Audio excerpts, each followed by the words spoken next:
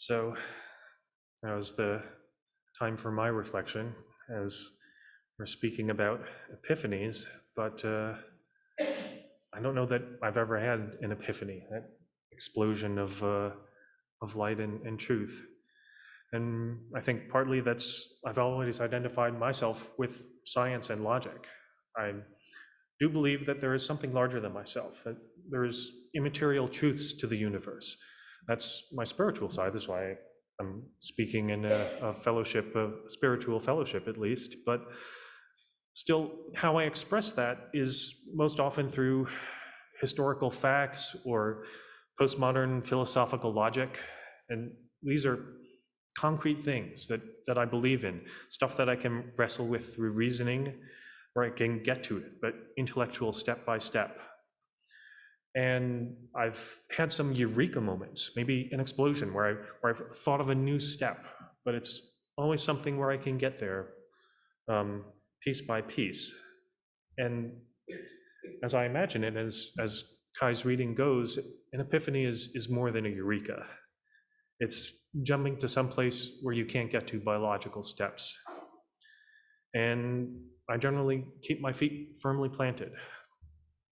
There have been times when I've come close, like when some friends offered me psychedelics at a camping trip, and I went to lay down in my tent, and after that, I couldn't figure out how to get out of my tent because I was a little out of there, so I just was left with my thoughts, and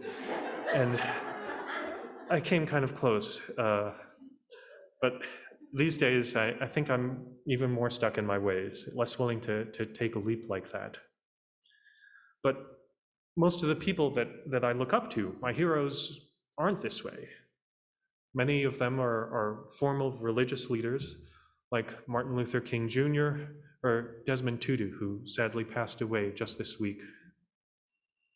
Even the scientists who I most admire had faith and leaps of belief, like Isaac Newton. They wanted to make a difference because of things that they deeply believed in. Even the fictional stories that touch me most are most often about this sort of belief, these deep beliefs and these leaps, these explosions of thought, that there's something greater that helps us and guides us to make the world better instead of just getting what we can while we're here. So, and I think it's that belief that brings them epiphanies, times when their hearts speak to them, or maybe their emotions, maybe their lungs, their kidneys, or some higher power. It's something that speaks to them. And the people, besides the people I look up to, and the stories, the people I love also often aren't the way that I am. My girlfriend Blythe is a little more open to spiritual experience. She regularly talks to her mother Nancy, who passed on 13 years ago. She has some beliefs that I don't, like in astrology. She refers to me as a quad Capricorn, because my birth time has all four of the sun, moon, Mercury, and Venus in the sign of Capricorn, the sea goat. Capricorn has many contradictions, but it's associated like a goat with cragginess, skepticism, and even cynicism. So maybe I'm resistant to believing in astrology because Capricorns are naturally skeptical.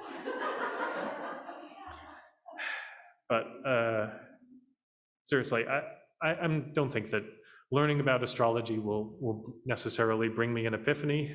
Maybe it will. But I do think that learning more about the people that I admire and the people I love will do me good either way. Maybe I'll have an epiphany, maybe not. Maybe I'll get to talk to to Blythe's mother, Nancy. She loves the spotlight, so I'm sure she's listening here. Hello, Nancy.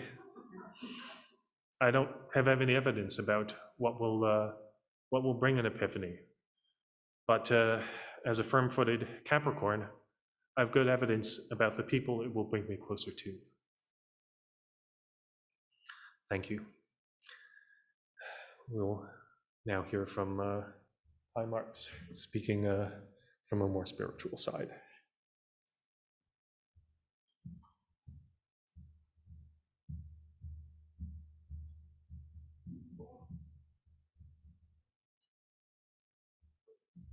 So, John, you don't think you've had an epiphany?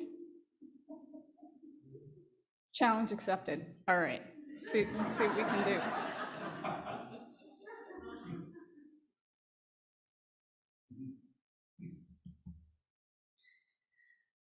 Good morning.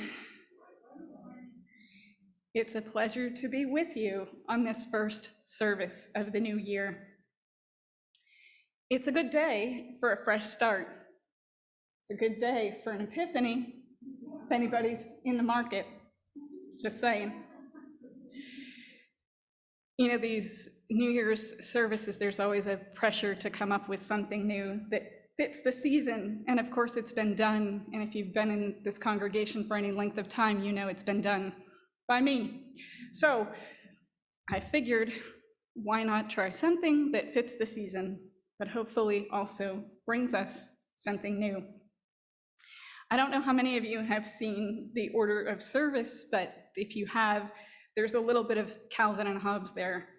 And Calvin suggests that the secret of success, and perhaps in having an epiphany, lies in being in the right place at the right time.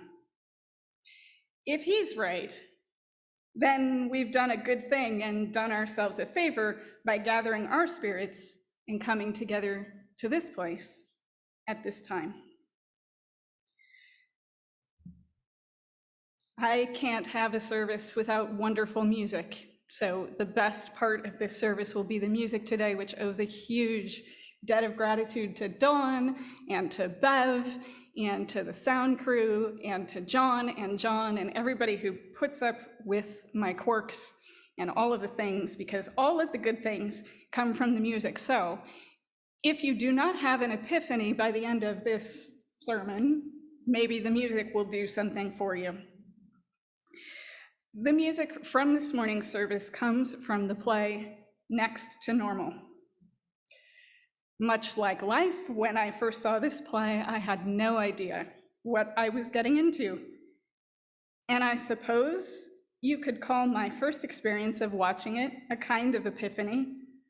I had one of those moments when I sat in the dark theater and I couldn't stop crying because I felt as though somebody finally got it, as though I was watching aspects of my own life unfold on the stage. And it's a hard thing to cry that hard in a dark theater and hope that nobody hears you. Next to Normal, if you know it, is the story of Dan Goodman and his wife, Diana Goodman. The play explores what it's like to live next to the normals in suburbia, even though the life that the Goodman family lives behind closed doors is anything but normal, because Diana is bipolar. And these things sometimes are on a continuum. For Diana, she's often at the far end of that continuum. She sees and interacts with people who aren't there. She alternates between rage and grief and happiness and great sorrow. And Dan is the calm and the steady in the storm as a family navigates this life together. I relate so strongly to Dan. He's steadfast, he's steady, and his job is to hold the light and to hold the hope for her when she can't do it. He's there no matter what happens, no matter what she experiences, no matter how many times she experiences it. He offers love, he offers forgiveness, and he believes that love and perseverance can heal anything on a journey that is not for the faint of heart, a journey to which anyone who has ever had to watch someone they love more than anything struggle with something can surely relate. I expect that many of us can also relate to being next to normal. For some of us, that's why we're here. Maybe we don't fit the conventional mold. Perhaps we're the one who holds the light for someone else, or perhaps we know very clearly when we've needed the light ourselves. This, of course, is the season for coming out of darkness and coming into the light. In some cultures, this is in fact the season of Epiphany, celebrated by many on January 6th and commemorating the arrival of 3 wise men who greet the Christ child and celebrate that something important has been revealed to the world at last. That's what Epiphany is, or at least one definition of it. It's a moment when something is revealed to you that either you didn't see before, or that you're able to see in a new way, or in a way that you couldn't see it before. It arrives suddenly and unexpectedly. Something is illuminated. Now, I get up here and I do this, and it begs the question, can you make them happen? At least in my experience, no, and I've tried. But what you can do is create the conditions under which you're less likely to miss them. What does this mean?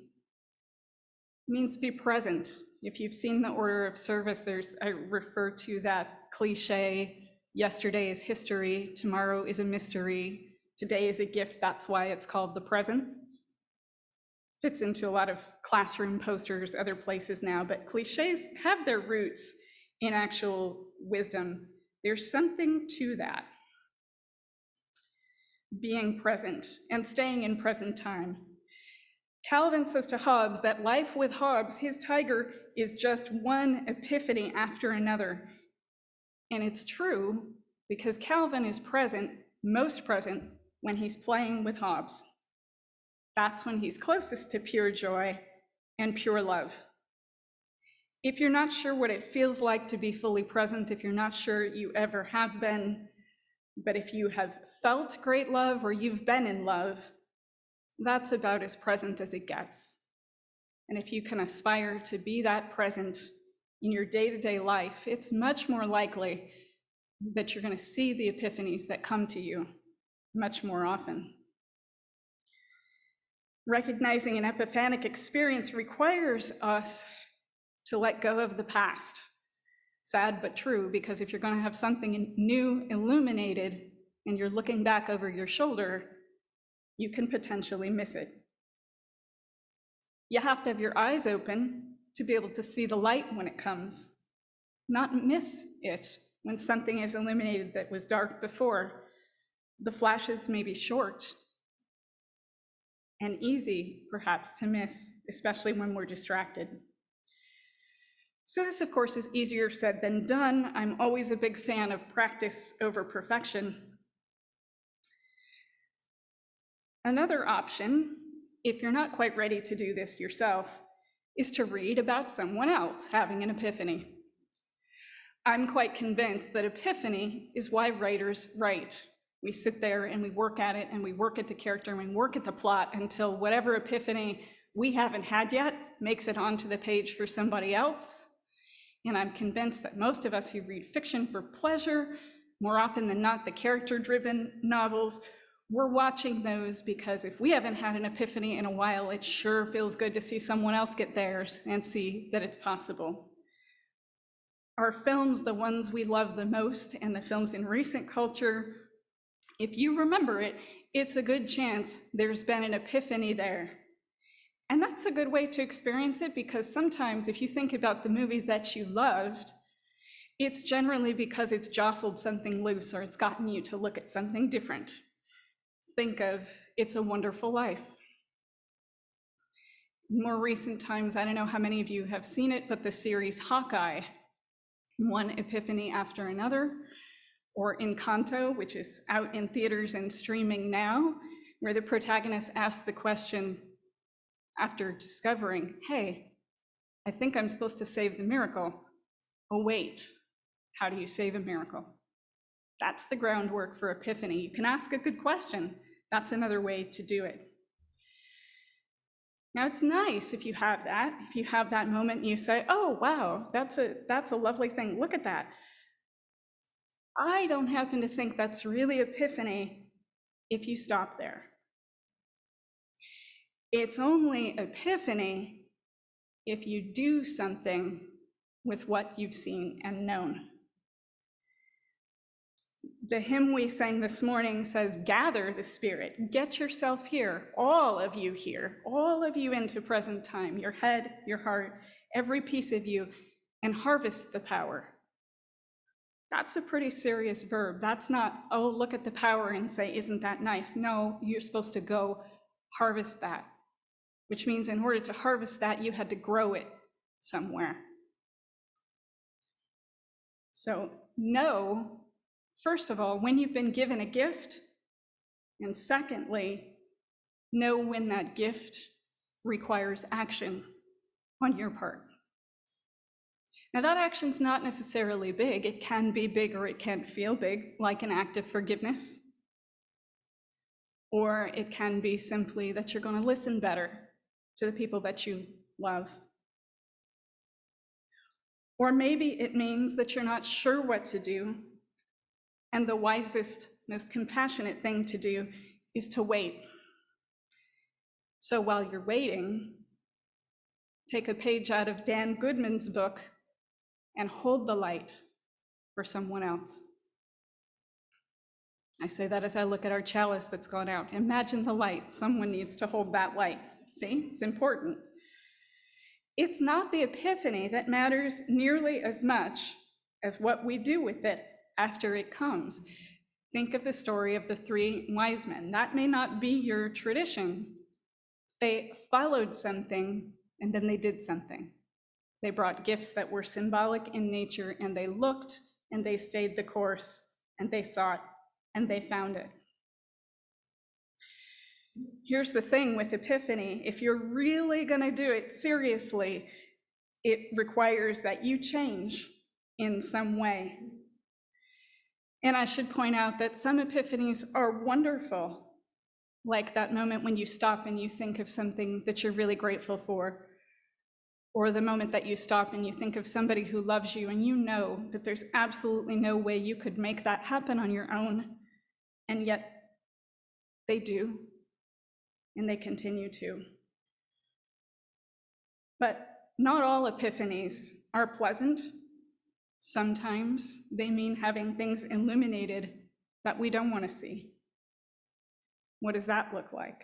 Well, it can look like the things that Dan Goodman and I have discovered, which is you can hold the light and you can be patient and you can be steady, but you can't make someone else do what's right.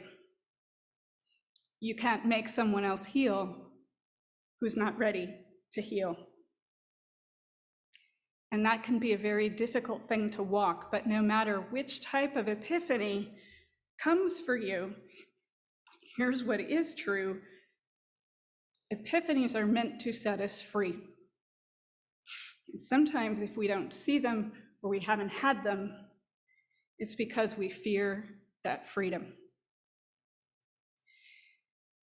All the while, in most cases, longing for that very freedom that scares us. So then, the bigger question is, what else do you need?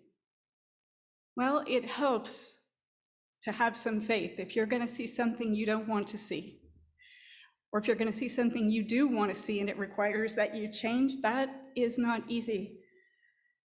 Faith will help you. Start small, and this is big or small, depending on how you're looking at it, but you can start by recognizing that we live in a benevolent universe. It's a universe that has both light and dark. That's why hopefully we're seeking the light that helps us to get through a little bit at a time. And sometimes all we get is just that candle, just enough distance to see right in front of us. We'd love to see the whole thing because that makes us feel safe, but sometimes we can't. It requires that we're willing to witness the mystery of the hour. See, we might get something illuminated, but we might not get all the answers. And if we think we have all the answers already, it's going to be harder to see something new. But recognize that an epiphany is that moment when whatever you call that thing that's greater than you comes to call and has your name on it. Usually it's connected to something you long for. Some people call it longing, some people call it consecration, some people call it an aha moment, others call it God. They're particularly helpful, these moments of epiphany, when we're going through something that's like nothing we've ever known. And that also is a time when it's more likely that we'll notice because we're not repeating something we've done before. Whenever you're doing something new, it's almost like heaven has you on your back foot deliberately so that you're in a place of having to pay closer attention. You're just a little bit off balance, just enough to see what you're craving. And it's in those moments that you have to be reliant on faith or mystery. And that is going to take you farther and closer to an epiphany than relying on your own previous experience. Because it's an act of faith that gets you to live forward. And we know, particularly when we're going through something really hard, that there are things we can't get through alone, not without being connected to each other, not without being connected to something greater. You know that, or you wouldn't be here today, at least for the connection to one another. So, more about where to start. Well, here again, you can take a cue from Next to Normal, even if you haven't seen it, because Dan Goodman is a very good man. He's aptly named. All you need is one little bit of light in the dark. One light, or the willingness to illuminate something, is a sign that your interior home is alive. Just one light. Leaving that light on, that's harder. That is the decision to say, against the odds, I maintain hope. I maintain faith. Maybe it doesn't feel good. Maybe I'm not getting what I wanted. Maybe my friends have told me this is a useless cause. They've said, leave this person, leave this situation, leave whatever it is. But your epiphany has your name on it, not theirs. Don't expect other people to get it. But if you know that you're meant to leave that light on for somebody who needs it, or for somebody to come back, even if it takes 50 years, and you are the one who's got that stamina, you can do that. Because here's the thing. You have to hold the hope that whatever it is that you seek, whatever it is that you're longing for, will be revealed to you. But then, once it is, tempting though it is to say, oh my goodness, it works. This happened. It came for me. I know this was for me. I know this is what I was hoping for. Right on the heels of that, usually what you're going to find in that journey is that in some way, you're going to be asked to take that chance in some way. Take a risk, because you're going to have to do something that's either going to set you free, or what is sometimes harder, set free someone you love. Could be that it's a willingness to let go of something you've been hanging on to, a fear or a hurt or a wound or any of the tough things that happen down here, and injustice. Maybe it's an act of forgiveness, maybe not even for somebody else. Maybe it's the courage to embark on an act of forgiveness for your own self. And we hear all the time that forgiveness isn't for the other person, it's for us. Well, if you can extend forgiveness to yourself, if you like who you are, and you like your interior home, and that's illuminated, you've not just set yourself free, you've given the rest of us a gift, because we get to see who you are. And you've managed to do that so that you're not walking into your relationships hoping that other person is going to fix you or heal you, because you figured out how to start your own flame. The path is rarely clear. That's why you're only given enough light for the next moment. It's rare that you'll get the whole thing or that you'll get a lot of light. You might get a lot of light very quickly. The kind of depth charge that Carolyn Mace writes about, you will get that sometimes. It tends not to last very long because the impact is so huge. But here's the other thing, a really good epiphany that calls you to do something about it will often require that you give up control. Control of how we want things to be, control of the outcome, control of other people. Because wouldn't it be nice if all the love in the world could heal somebody else? Wouldn't it be? Wouldn't it be nice to get somebody else to do our version of what's right? I don't know about you, I'm always looking for that, right? But a real epiphany will illuminate for you not what's in your control, more often what isn't. Sometimes we don't take this lesson the easy way. Sometimes we have to have something illuminated that we don't want to see in order to be able to go forward, or in order for someone close to us to be able to go forward on their journey. We're all next to normal. Epiphany, if you think about it, is kind of next to normal. It's that thing that jolts us out of our everyday life, that reminds us, oh, wait, the sacred, whatever we call that thing that's outside of our daily lives, it didn't forget us. All of the prayers, the meditations, the warm thoughts, the hopes, the dreams that you've had, those are all going somewhere. Those are all heard.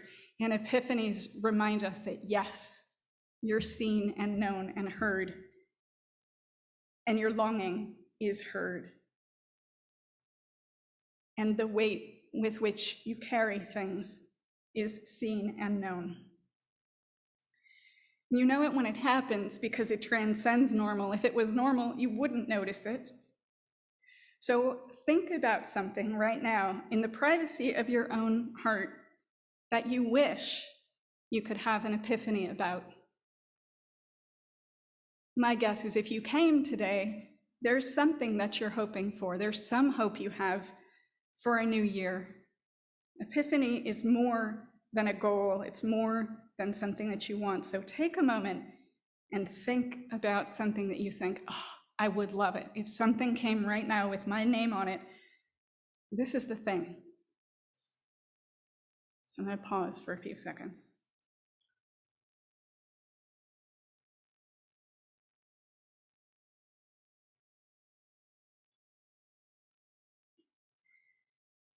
And if you thought of that, you've invoked something that requires courage, to which paradoxically, I will say, congratulations, and I'm sorry, because both things are going to be true. You've set something in motion that's wonderful, and you've set something in motion that's going to be challenging, that's going to make you stronger. Both things together. So I'm not really sorry. I'm just owning the challenge that you've set in motion. The epiphanies that come to you will be as individual as a thumbprint. Every day is a new day, so not just this one. This one's easier to see because we're close to the new year. There's lots of things that tell us that things feel new. Dawn's in front of the piano, which gives me hope on any day, but most certainly when we haven't seen that for a couple of years, Bev's about to go to the mic, that gives me hope. Today's a new day, so is tomorrow. There's a new year.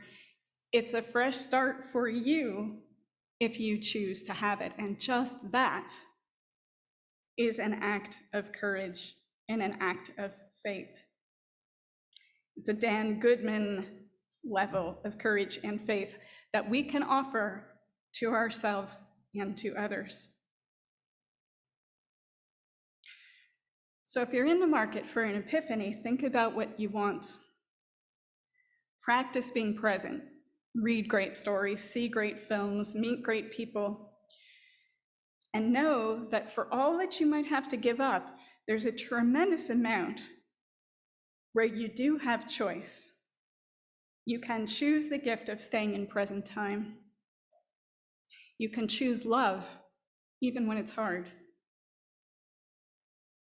You can choose forgiveness, and you can give that to yourself, even if other people who should have given it to you haven't given it to you yet. You can give that to yourself. You can choose freedom.